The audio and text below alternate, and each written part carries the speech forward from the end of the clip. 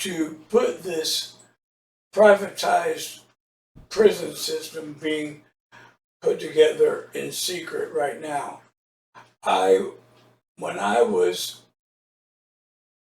unlawfully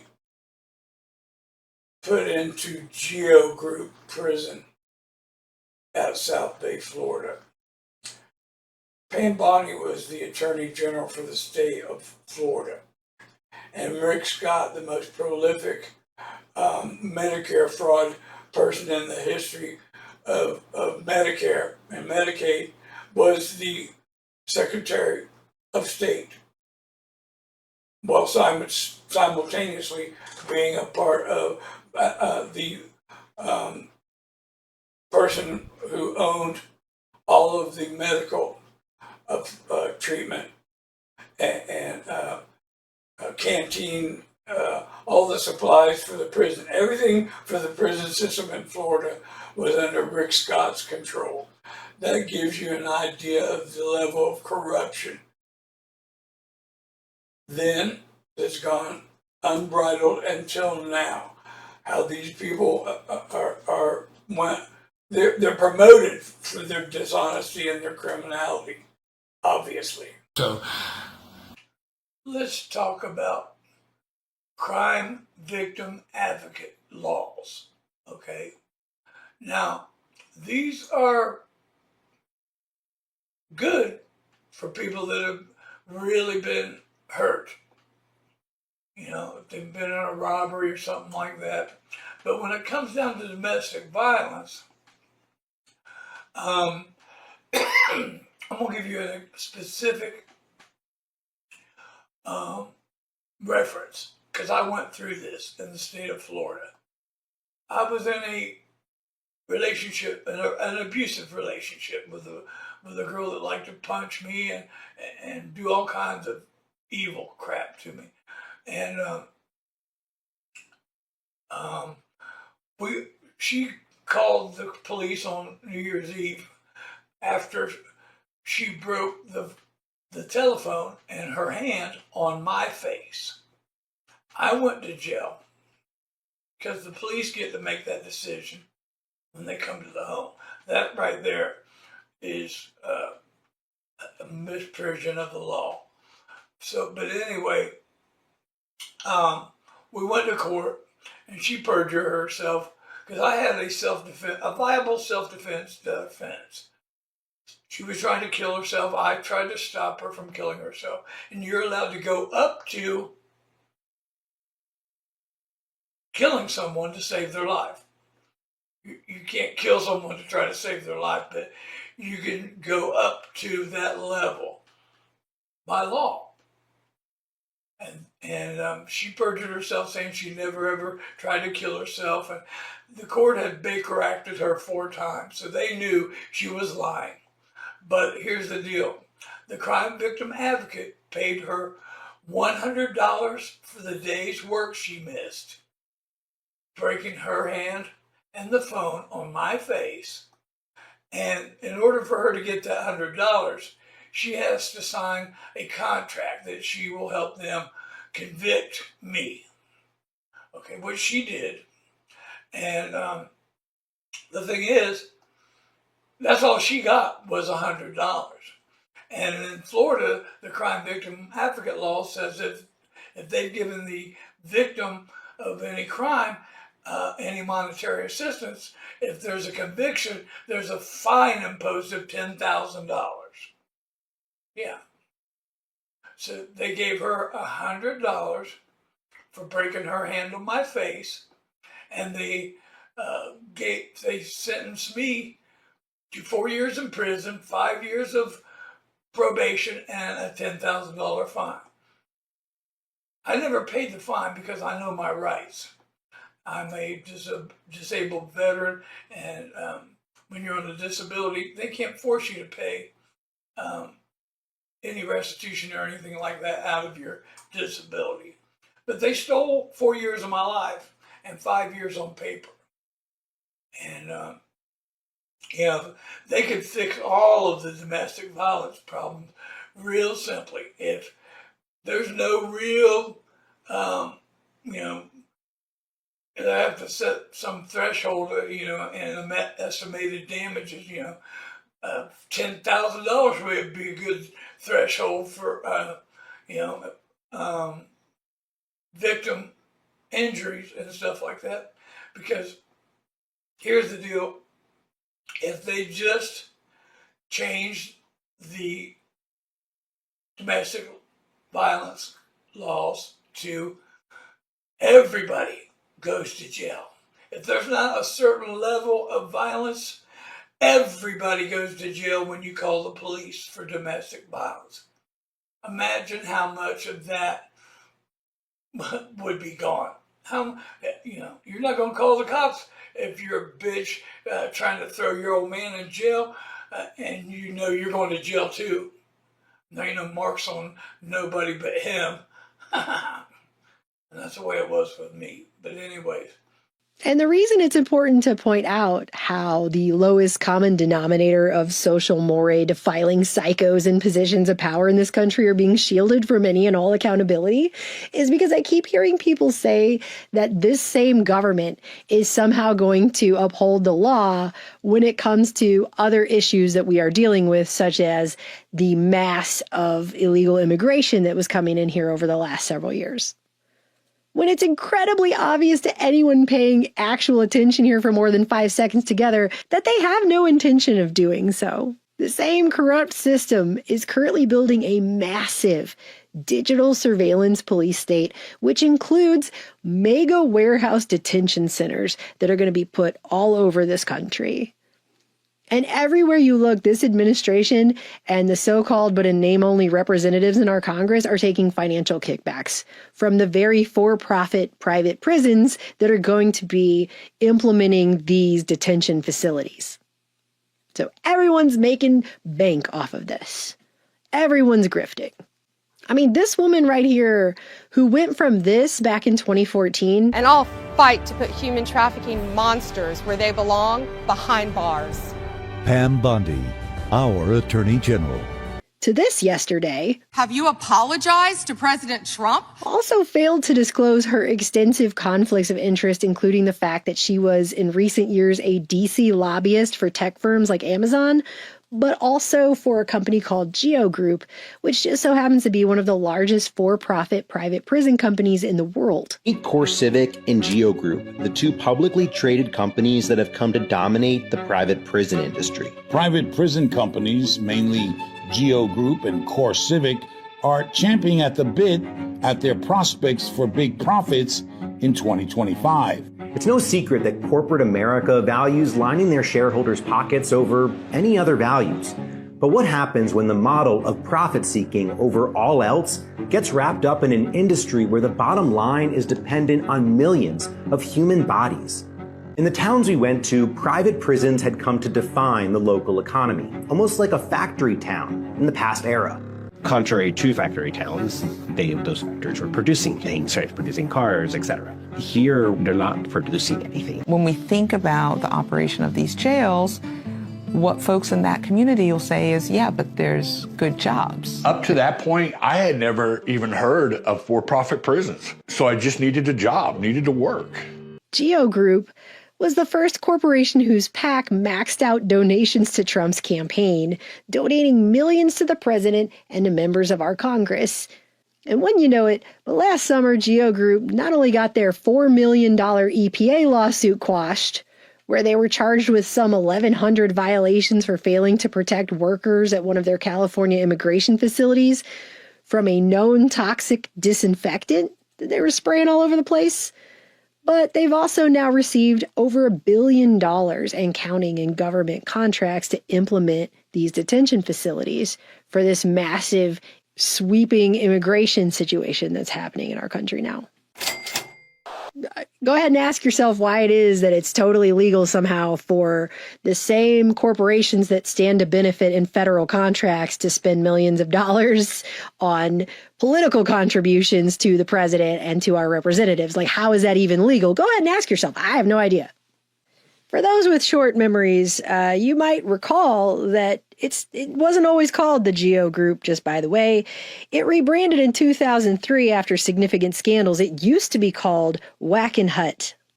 as in a subsidiary of that Wackenhut. The very Wackenhut that Spy Magazine in 1992 referred to on its cover as the CIA's CIA, or the Shadow CIA. The one that's been written about in academic journals for doing things like engaging in a scheme to kidnap a U.S. ambassador to El Salvador and then blame it on leftist organizations in a classic black flag operation. Yeah, that Wackenhut. Does that ring any bells? It might, considering how many times they were accused of human rights abuses, the fact that in the year 2000, the Department of Justice actually sued Wackenhut, alleging excessive abuse and mistreatment of juveniles, no less. There were all kind of scandals, bribery, lawsuits, staff being accused of sexual assault. But somehow we're supposed to believe they just rebranded, slap a new name on there, new logo. It's all good now. I'm sure it'll all work out really well to give them billions of dollars now. I'm sure it's all fine. Most of the reporting I've seen on these detention centers are that people are getting education and healthcare. So I, of course... Well, look, I mean... So it's 2026, and like every other aspect of the eldritch abomination from the deep that is our corrupt system, ICE is now the highest funded U.S. law enforcement agency, with a budget that is larger than the annual budget of all other federal law enforcement agencies combined. And they've been given special hiring authority that allows them to bypass the usual rigorous hiring procedures for federal employees, which, as you can imagine, will surely end well, right? Like, they're definitely going to get the creme de la creme of people to run around masked with guns and operate with impunity. What happens when ICE hires agents with minimal screening, then sends them into the streets masked and armed? I handed in my resume, which was, I did a skills-based resume. I'm a veteran. I served 2 tours in Afghanistan. So on the surface, the resume looked pretty good. Had a very brief interview, took all of 6 minutes. They didn't ask very many questions. And then I left, assuming I would never hear back, because I'm a very Googleable person. I have an unusual name. I'm the only Laura Jadid on the internet. And I make no secret of how I feel about ICE and Trump and all of it. So I was not expecting several days later to receive a tentative offer. I missed it in my inbox and it sunk to the bottom, which means that I never filled out the paperwork they requested. I never accepted the tentative offer. I never filled out my background check paperwork. I never signed the affidavit saying I committed no domestic violence crimes, none of it.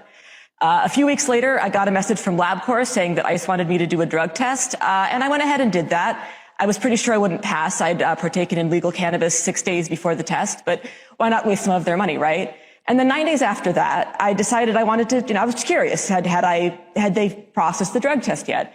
So I logged onto the ICE hiring portal, and what I found was that not only did the drug test not seem to be relevant, I was listed as having joined ICE as of 3 days earlier. I had listed that I had accepted the offer. They had offered me a final position as a deportation officer.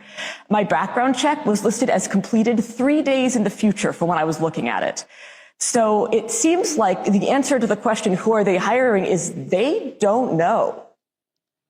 Wow. Which is a situation that is now getting so bad it's led even the Brookings Institution to write that they have outpaced accountability. That's a direct quote, outpaced accountability, with reports of unchecked misconduct, including the use of excessive force, illegal detentions, and sexual assault. The precedent here is very simple. You have a federal law enforcement official engaging in federal law enforcement action. That's a federal issue. That guy's protected by absolute immunity. He was doing his job. While you have mainstream media outlets like Fox News quick to jump on the bandwagon of dramatic reports like this one, where they claimed an ICE officer who opened fire was ambushed with a shovel and a broom by 3 illegal immigrants during a traffic stop, because, yeah, just by the way, ICE is now doing traffic stops. Federal agent ambushed and beaten in Minneapolis and then shot one of the attackers in the leg. DHS says the attack happened while the Immigration and Customs Enforcement officer was arresting an illegal immigrant and was forced to defend his life. That makes 2 incidents in 1 week, requiring action deemed by the federal government as justified. What they weren't quick to report on, that case just got dismissed by the government due to, and I quote, newly discovered evidence in this matter is materially inconsistent with the allegations in the complaint affidavit. Materially inconsistent, of course, being a lovely euphemism for it was all made up. But do you think Fox News is going to report on the government dropping the case with the same breathless outrage with which they reported on the false allegations to begin with? Probably not. I've learned that Homeland Security officials have come to FEMA staff and told them to limit the use of the word ICE in their public messaging and social media posts when talking about the storm. What they are worried about here is that by posting something like, watch out for the ICE, that it's going to become an opportunity for a meme. ICE, which is now increasingly being referred to by analysts and critics as the president's personal roving paramilitary force, has apparently been instructed by a secretive internal DHS memo that it's totally okay to enter people's homes without a judicial warrant in direct violation of the Fourth Amendment of our Bill of Rights, as two whistleblowers came forward to disclose last month. This just into our newsroom in the last half hour. According to a memo from the acting ICE director obtained by the Associated Press, immigration officers can enter homes without a judicial warrant. They claim it's okay to simply use what is called an administrative warrant, which, just to be clear, is nothing more than an internal DHS form signed off on by an immigration officer. So, not a judge. So despite the use of the phrase administrative warrant, this form is just a form. It's not actually a court-ordered warrant, but a bureaucratic semantics argument that they're using to skirt the Bill of Rights and the Fourth Amendment. Imagine if we had to go through the process of getting a judicial warrant. And that's why you now have stories like this one, where ICE agents showed up to the house of a U.S. citizen, masks on and guns drawn, and forced their way into his home and pointed guns at his family, yelling and screaming at them. They didn't show a warrant, they just broke down his door. Just take me out there without any clothes on, unless only the blanket, only my grandson's blanket, cover me, take me out there to the car. They didn't say anything that was wrong. They tried to take a photo of me, but I didn't want to, right? This person's been a U.S. citizen for decades now. They basically showed up into his house with guns drawn, broke his door down. He tried to get his identification, and they told him they didn't want to see it. And as his 4-year-old grandson watched and cried, he was led outside in handcuffs in his underwear with nothing more than a blanket wrapped around his shoulders in Minnesota in the winter. Then they drove him out to, quote, the middle of nowhere, where they made him get out of the car in the frigid weather to photograph him. And then he was asked for his ID, to which, of course, he said, I'm in my underwear and you didn't let me get it. Eventually, the agents realized, oopsie, that's a U.S. citizen with no criminal record who did nothing wrong. And after a few hours, they brought him back to his house, made him show his ID, and then they left without so much as an apology for completely violating his rights, violating the Fourth Amendment, bursting into his house with guns, and scaring and traumatizing his family, including his 4-year-old grandson.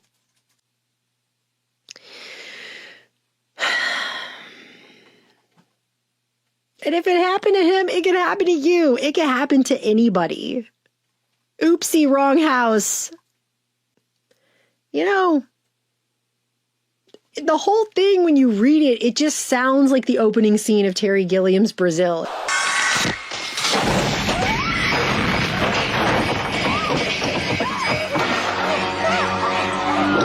Buttle, Archibald, residing at 412 North Tower, Shangri-La Towers, has been invited to assist the Ministry of Information with certain inquiries. Sign here, please.